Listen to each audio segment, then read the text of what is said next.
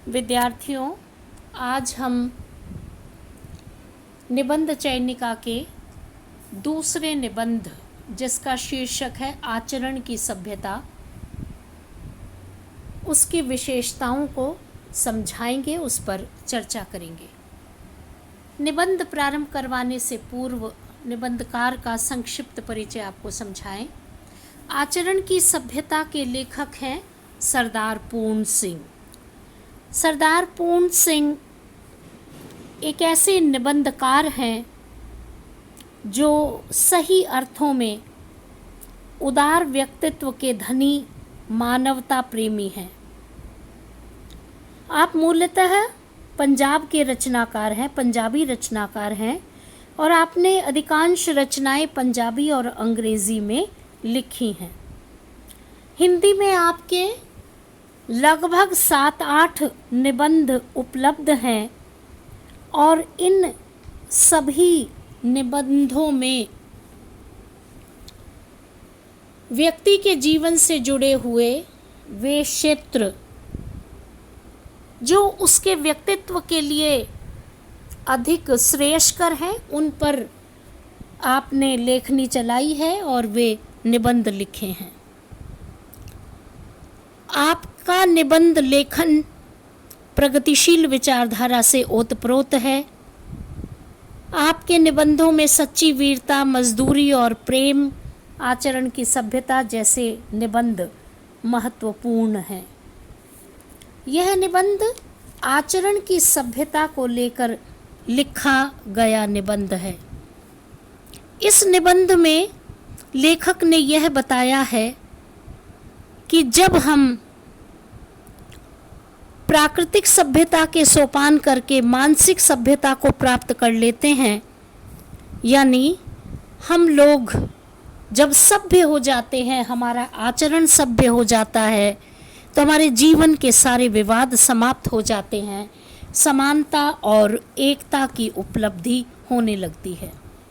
निबंध की भूमिका में लेखक ने स्पष्ट किया है कि आचरण की सभ्यता धन, साहित्य, कविता, कलाओं, इन सभी में श्रेष्ठ है, और लेखक ने बताने का प्रयास किया है कि आचरण की सभ्यता को अपनाकर एक निर्धन व्यक्ति भी धनी हो जाता है।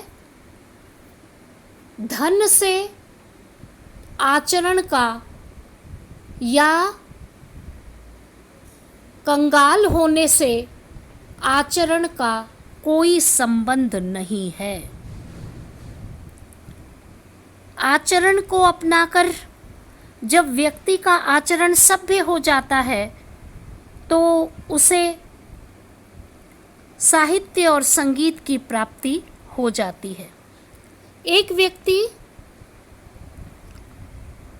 चुप रहकर भी, मौन रहकर भी आचरण को अपना सकता है और आचरण को व्यक्त कर सकता है। आचरण को व्यक्त करने के लिए लंबे लंबे व्याख्यान की आवश्यकता नहीं है। लेखक ने कहा है कि नम्रता, दया, प्रेम, उदारता, ये सब आचरण की भाषा के मौन व्याख्यान हैं। सभ्य आचरण होकर मनुष्य के व्यक्तित्व का विकास होता है। उसका जीवन एक नए प्रकार का निर्मित हो जाता है। नए नए विचार स्वयं ही प्रकट होने लगते हैं और नए विचारों के प्रकट होने से ऐसा लगता है जैसे स्वतः ही प्रकृति में रसमय वातावरण हो गया हो और कुछ कहने की आवश्यकता नहीं हो। लेखक ने दृष्टांत के माध्यम से यह बताने का प्रयास किया है कि जिस प्रकार हमारे नक्षत्र में चंद्रमा है, तारे हैं, सूर्य हैं, ये सब मौन रह कर के अपने व्यक्तित्व को प्रदर्शित करते हैं। यहाँ कहने की आवश्यकता नहीं है। मौन रहकर अधिक मुखर होकर के सभ्य आचरण किया जा सकता है। उन्होंने हिमालय का दृष्टांत देते हुए यह कहा है कि जैसे हिमालय अति सुंदर है, बर्फ से आच्छादित है, अति ऊंचा है। शताब्दियों से वह अपनी जगह पर स्थिर है और मौन आचरण की सभ्यता को अपना करके वह अपनी सुंदरता के कारण सभी को अपनी ओर आकर्षित करता है।